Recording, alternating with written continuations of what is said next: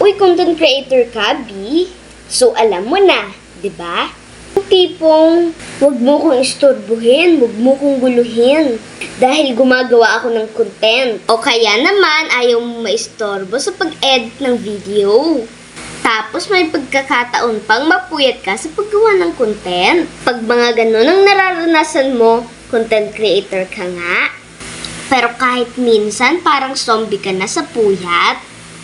At kahit minsan, feeling mo ang hirap makakuha ng views.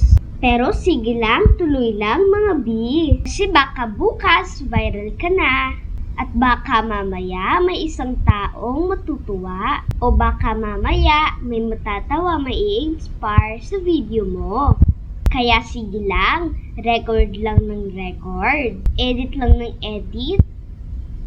Kasi sa bawat click mo ng camera, may kwento kang binubuo. At kahit hindi pa tayo sikat, at least maganda tayo sa video. Laban lang mga B. Dahil content creator ka.